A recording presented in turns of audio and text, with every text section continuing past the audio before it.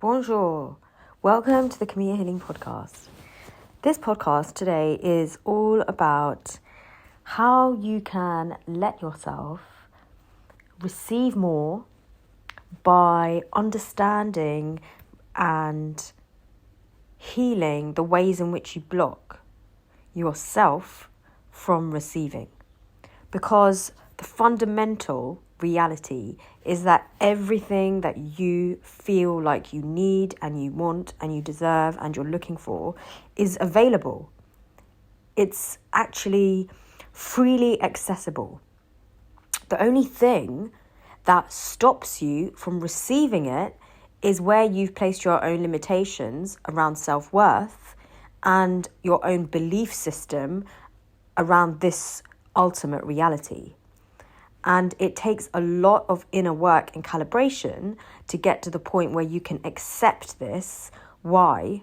Because it is the ultimate self-responsibility. It's much easier to go through life and say, I can't, it's not possible for me, it's too difficult for me, it's easier for other people because, it's harder for me because, and ultimately, that is a comfort zone.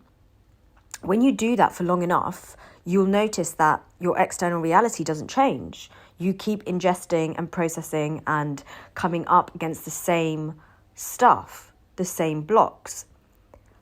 If you do this year after year for however many years, eventually, hopefully, you get bored of it. You start to seek a different way.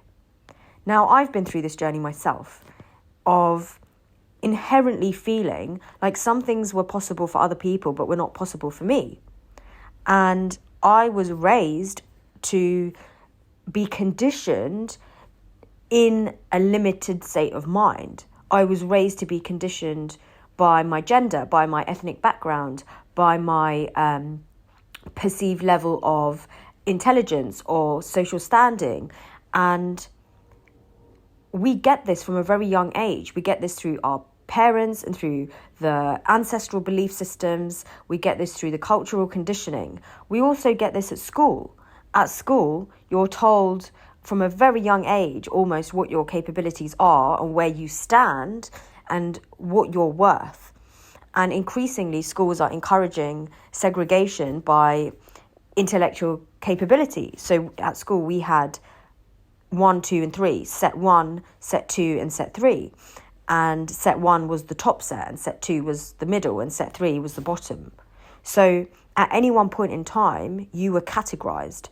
And that categorization of your intellectual capability would be internalized, and you would start to have belief systems around your own ability.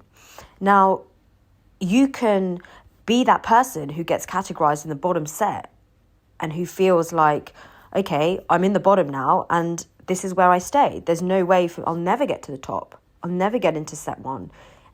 Or you can be the person who's in the bottom set and says, okay, this is where I am right now and I've got things to work on if I want to move into the second set and move into the first set.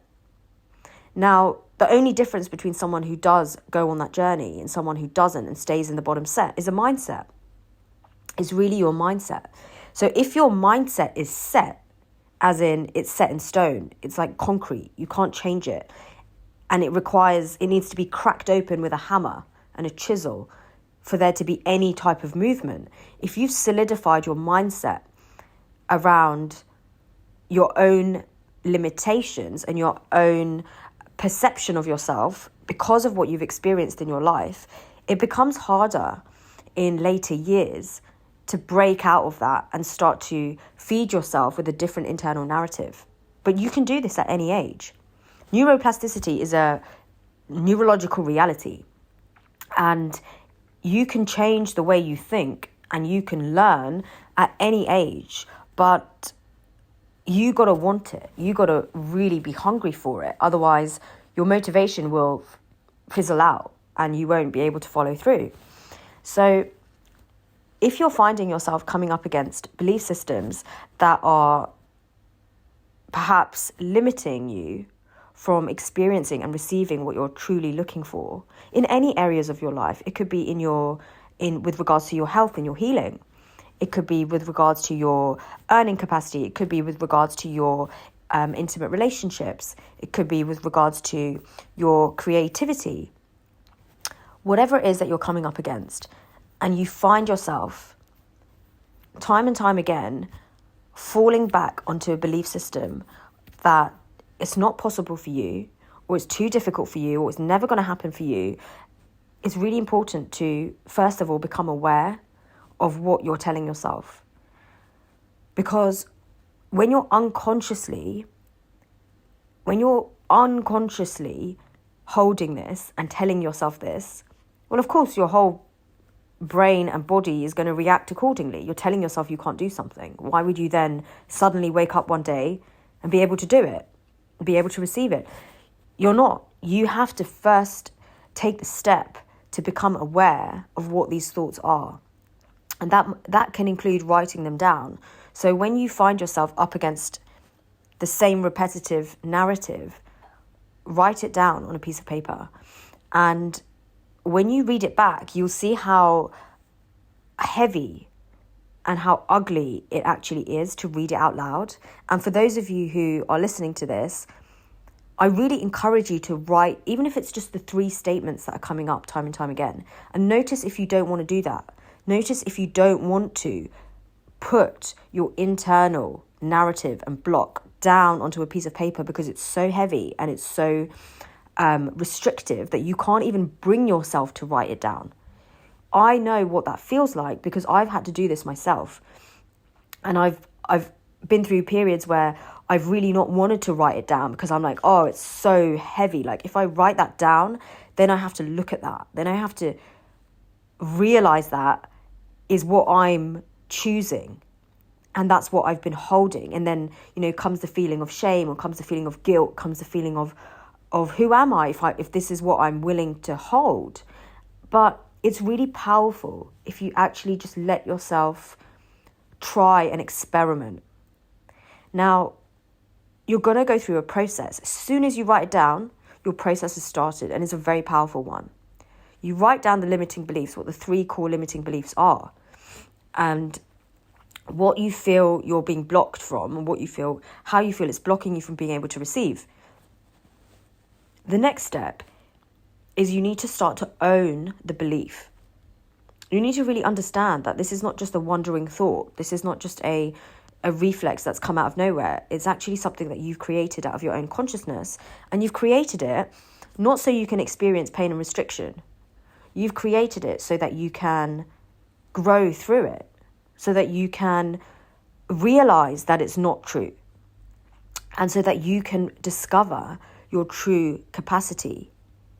So owning it is a process in itself. When I say process, what I mean is it's going to take, if you do it and concentrate, it's going to take you a few days. It's going to take a few days. Your brain is not going to rewire itself just in a few seconds by listening to this podcast. You have to take action, and you have to take consistent action. So if you're really determined, you identify your 3 core self-limiting beliefs, you write them down, you start to own them. And owning them means using I statements. So, for example, you want to look at what you've written down, and it might be, I am not capable of, what could an example be? I'm not capable of growing my creative vision in the way that I really desire. Perhaps you've got a really big dream, but you're just noticing it's not coming into fruition. What you want to do is really start to own it. Okay, so I believe I'm not capable of realizing this huge creative vision. I believe I'm not capable of receiving the feelings and experiences of success that come with achieving this vision of mine. And when you use I statements, you let yourself identify, first of all, with your own resistance. You can't heal and break through resistance and detach yourself from it and create space before you've owned it. What I mean by that is, if you want to really create space from your limitations so that you can hold them compassionately and so that you can actually work with them rather than have them own you, the first thing is you need to be able to identify that that is yours. And it's something that you have created. And created, by that I mean it's a creative process that you've gone through. It hasn't happened overnight. It hasn't happened just because you've experienced one thing. You've gone through a journey of life and you've creatively woven these belief systems. And now you're creatively unraveling them or integrating them deeper so that they can serve you and help you to grow rather than suffocate you and keep you where you are. Examining these and owning these belief systems is really, really powerful. When you can also understand where they come from, it's even better. If you understand how they've been shaped and formed, and you'll always come back to the fact that they have been shaped and formed through traumatic experiences and through distortions and through times of your life when you were not really yourself, times of your life when you were not in your power, when you were maybe made to feel powerless. When you identify that your core limiting beliefs that are blocking you from what you truly are capable of receiving were formed through trauma, were formed in a vibration of density and pain and suffering, then you can say, okay, do I want to keep experiencing this? How about if I change the underlying belief by understanding where it comes from and decide there and then, is this still relevant to me? Is it still so important that I hold that? Is it aligning with who I am right now? Sometimes you might find actually your belief system is really old. It doesn't really even suit who you are. It doesn't really even match what you're doing, and actually what you're doing and experiencing and who you've grown into is something so far beyond that. And you don't need to hold that belief system anymore. So sometimes you're also going to come up against the fact that these beliefs are ancestral. You might not find the root cause in your biographical life. You might find that actually these are woven much deeper. This is just what everybody's thought in your line. This is how every woman has felt and has gone through life believing. And that's even more powerful, because when you start to work at the root, you start to go much deeper, and there's a lot of potential when you go that deep, because you're really pulling something out by the root. So this is important, whatever stage of your healing journey you're at. In fact, this is important any stage of your growth journey that you're at, because there's always more for you to receive. There's always more that's trying to make its way to you, that's available, freely available, and it's saying, claim me, own me. But you can't own higher frequencies and higher levels of joy and bliss and fulfillment and freedom until you've understood how you're blocking that, until you've understood how you're resisting that. And to do that, you have to do the work to, first of all, embody it and feel the pain of what you're creating and how it's constricting you, and then allow yourself to really compassionately start releasing the density that creates inside you and how that constricts you. You need to start releasing it emotionally and somatically through your nervous system, and then gradually your brain starts to rewire itself. Your patterns start to change. You start to notice within yourself belief systems that you previously held were 100% true suddenly don't feel so relevant to you anymore. That's a sign that you have started to create space between that vibration and you and what you accept within yourself. When you create space, you can receive.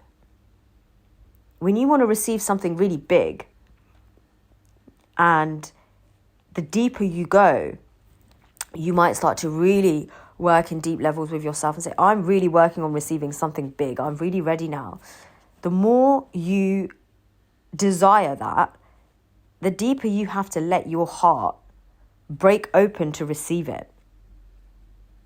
And that's not often an easy process. That's not often a pretty process. You have to allow yourself to recognize that whenever your heart breaks open to receive a bigger miracle, it's going to result in a period of discomfort, a period of inner discomfort, fear, uncertainty.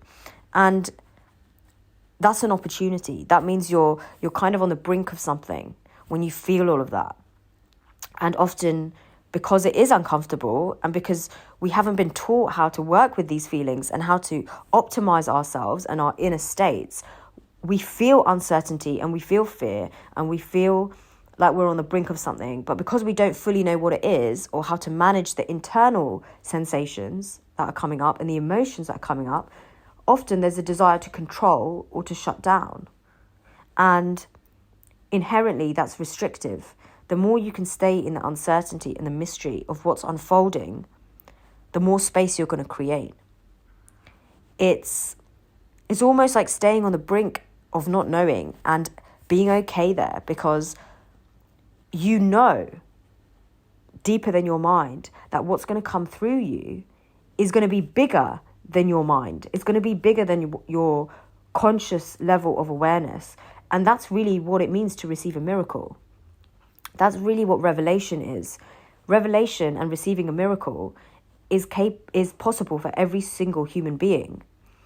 And it requires you to resolve and heal the way that you are blocking your own expansive gifts, your own channel, your own inherent abundance. Own it first, start to release the pain around it, whether it's personal and ancestral, etc. And it will usually be a little bit of both. When you're clearer, you can start to embrace the unknown without jumping in to try to know it, without jumping in to try to put a label on it. When you feel safe enough to stay in an unknown place, what's happening actually behind the scenes is that your consciousness is starting to attune at vibrational level. You're starting to attune to something bigger than you, which is why you don't know what it is, because you can't yet identify with it. You can't yet identify with it because you're vibrating differently from it. You can't feel it. It's unknown.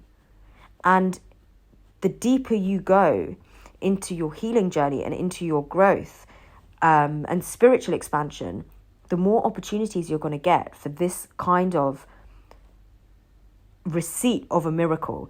The more opportunities you're going to get to stay in the mystery, and you will feel safer there.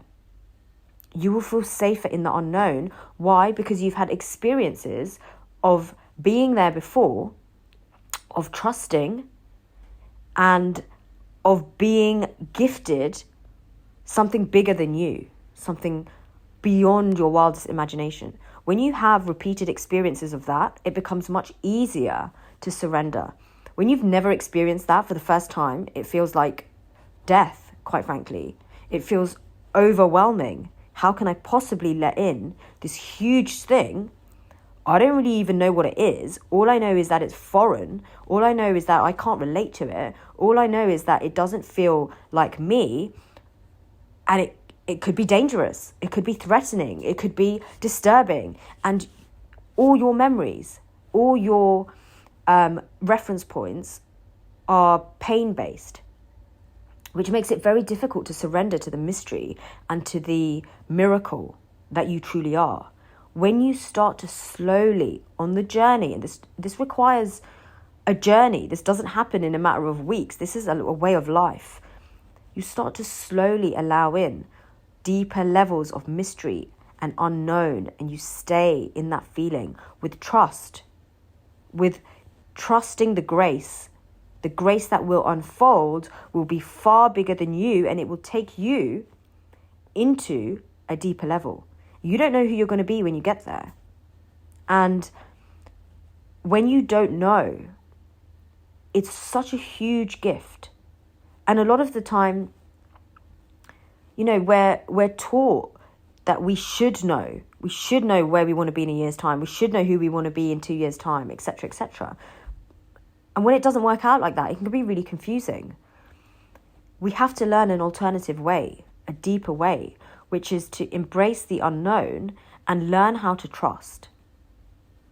This journey is not for the faint-hearted. You're not going to embrace the unknown and learn how to trust without experiencing discomfort and disturbance and fear and pain and blocks and grief. You're going to have to unravel all of that and learn to feel it and learn to integrate what it really is, which is it's opening you up to a deeper level of love, a deeper level of presence, and a deeper capacity to stay in the mystery. This is where revelation unfolds. Revelation is inherently you. You are a revelation, always revealing yourself to yourself. And it's up to you to tune in, to make a point, to observe and to allow from a different level of being that you're used to. You cannot observe and allow a huge miracle when you are in your personal ego and in your mind. When you're stuck in an identity, anything that feels bigger than you will feel like death. You will not let it in. It's like living in a little straw hut and the wind comes and the storm comes, and what you don't realize is it's clearing away. It's clearing away all the junk all around you. It's purifying you. It's purifying the land. It's purifying the air, but you're in a straw hut and you believe that this is it. So when you feel the storm come, you're terrified. Oh no, my straw hut is going to be destroyed. I'm going to be left with nothing.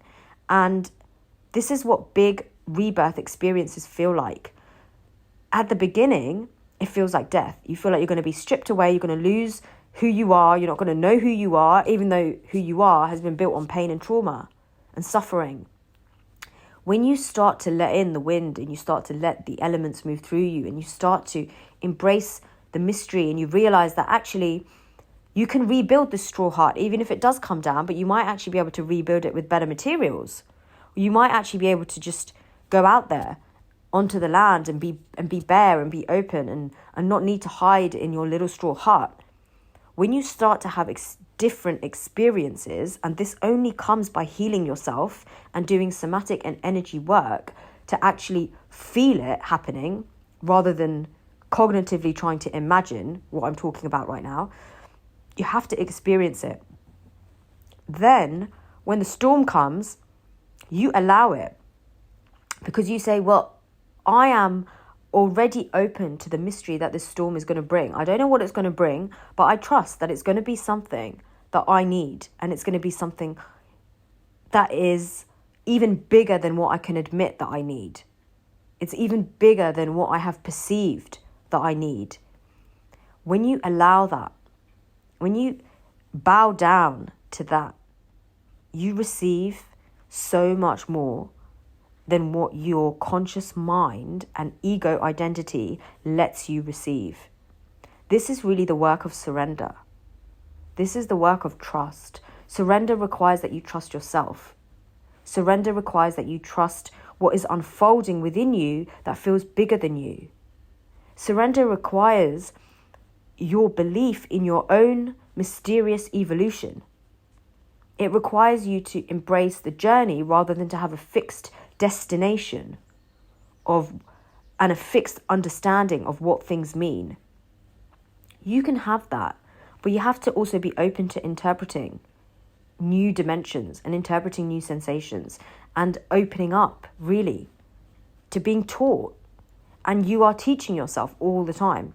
Your higher level of consciousness is teaching you.